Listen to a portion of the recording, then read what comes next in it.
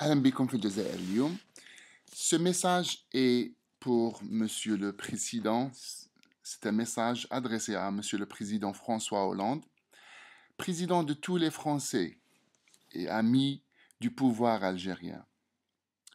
J'ai pensé, Monsieur le Président, que vous seriez intéressé de voir comment moi, candidat normal à la présidence de l'Algérie, comment moi je riposterai dans le cas où je réussirai l'accès au deuxième tour des élections présidentielles et dans le cas où le président sortant, M. Abdelaziz Bouteflika, acceptera un débat télévisé où chacun pourrait présenter son point de vue et ses principes.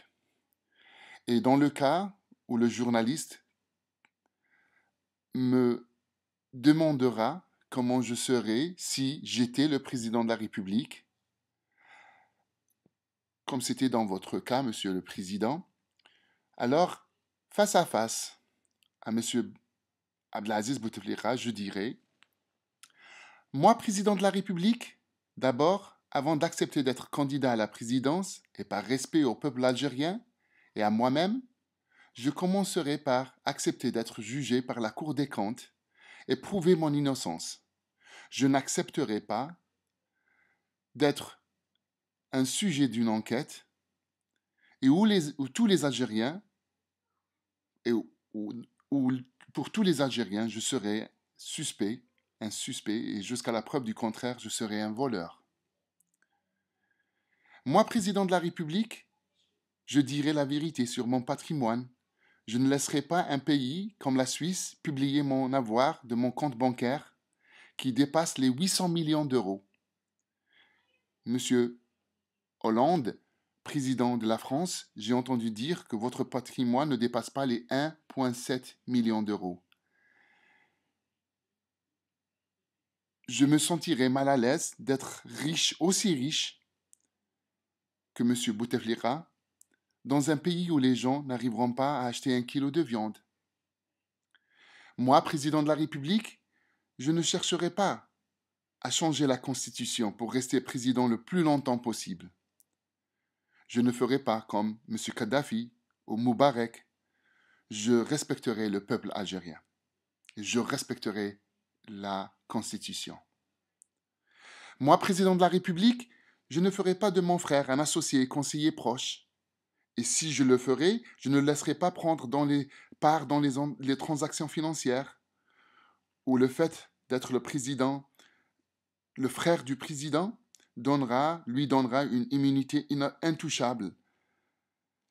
Moi, président de la République, j'éviterai le conflit d'intérêts et éviterai de mêler ma famille aux affaires d'État, comme il l'a fait M. Zine Abidine, Kadhafi, Moubarak.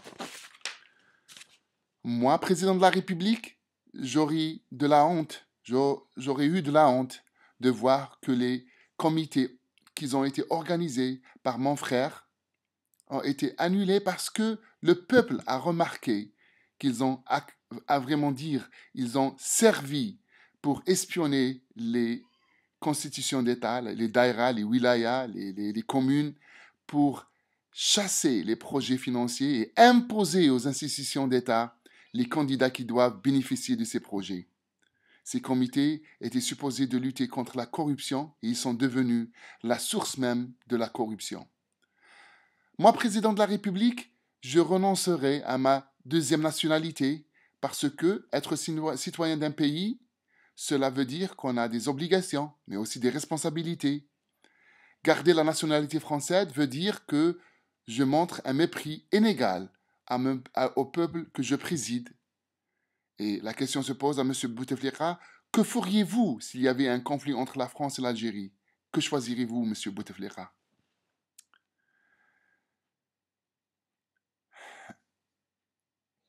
Moi, président de la République, je n'irai pas me soigner en France avec une prise en charge de l'État algérien en devise. Je ne le ferai pas parce que les Algériens, il y a beaucoup d'Algériens qui ne peuvent même pas se soigner chez eux en Algérie convenablement. Moi, président de la République, je ne cacherai pas ma maladie qui peut affecter mes capacités mentales et physiques pour diriger le pays, parce que juste parce qu'il y a des raisons personnelles ou familiales pour, pour m'accrocher au pouvoir ou peut-être mourir président, ou le souhait de mourir président sur le siège du président.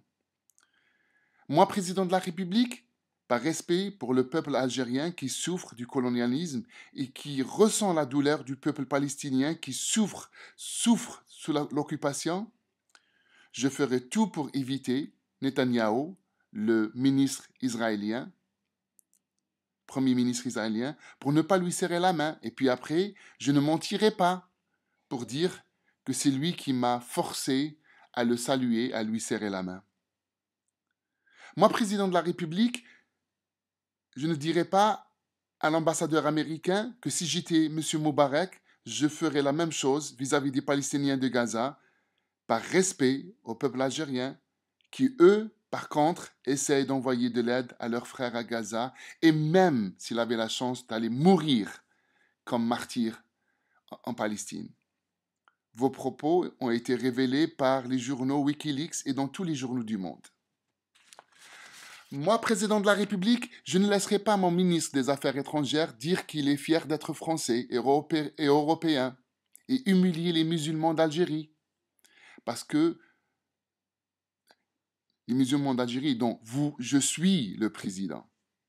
Je ne laisserai pas l'ambassadeur de l'Algérie en Suisse dire qu'il serait fier de servir l'État d'Israël.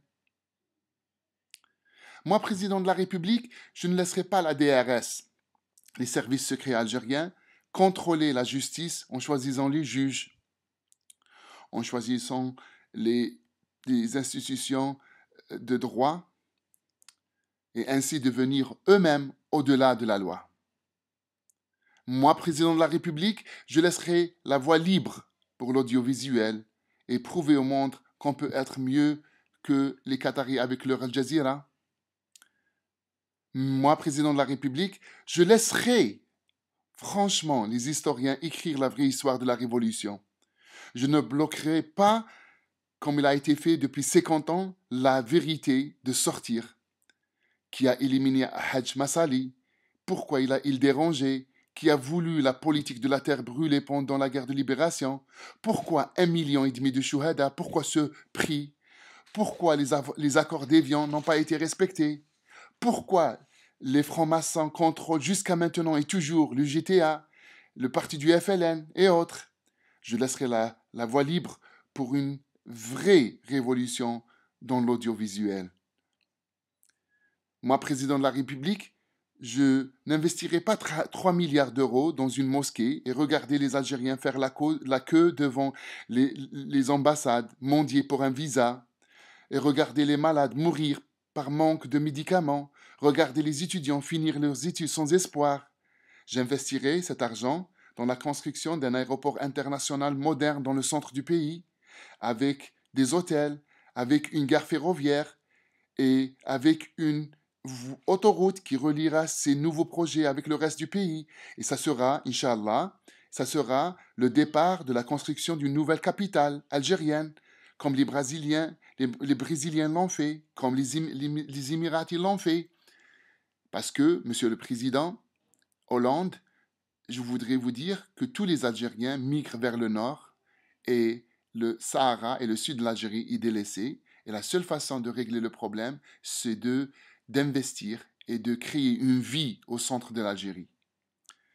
Enfin, moi, président de la République, je ferai en sorte que la Banque nationale devienne libre et indépendante et que le dinar devienne une monnaie respectable. J'arrêterai la politique du chômage masqué et je mettrai fin à l'injection irresponsable du dinar sur le marché économique afin de stopper l'inflation. Enfin, Monsieur Hollande, je voudrais vous demander de choisir entre un pouvoir corrompu ou un peuple, entre un pouvoir corrompu ou un peuple fier et reconnaissant. L'histoire, elle est au rendez-vous et vous êtes là, président de la France, mais jusqu'à présent, la France, elle a toujours soutenu ce pouvoir. Et comme vous l'avez constaté, dans tous les pays arabes et dans tous les pays tout autour, il y a une vraie démocratie qui s'installe. Et ça sera le tour de l'Algérie. Et la question qui se pose, est-ce que vous allez faire comme Sarkozy, regarder la Tunisie se transformer alors que lui n'arrivait pas à comprendre qu'est-ce qui se passe, ou vous préparez au changement qui va certainement arriver en Algérie, malgré que le pouvoir il est en train d'acheter le silence des Algériens, augmenter les salaires, payer les observateurs européens, euh, euh, tout ce qui est dans ces acheter des marchés internationaux et faire en sorte que les pays comme le vôtre, Monsieur Hollande, deviennent un petit peu gênés de dire quelque chose ou d'être contre le pouvoir algérien parce qu'il y a le pouvoir de l'argent qui s'impose et qui peut acheter le silence des gens. Je vous demande de respecter le peuple algérien, de ne pas vous laisser euh, entraîner dans l'engrenage à l'image de Monsieur Mitterrand, à l'image de Sarkozy, à l'image de tous vos précédents. Monsieur Hollande, je vous salue, moi, le candidat à la présidence de l'Algérie, et je vous souhaite une présidence tranquille et beaucoup de succès. Au revoir.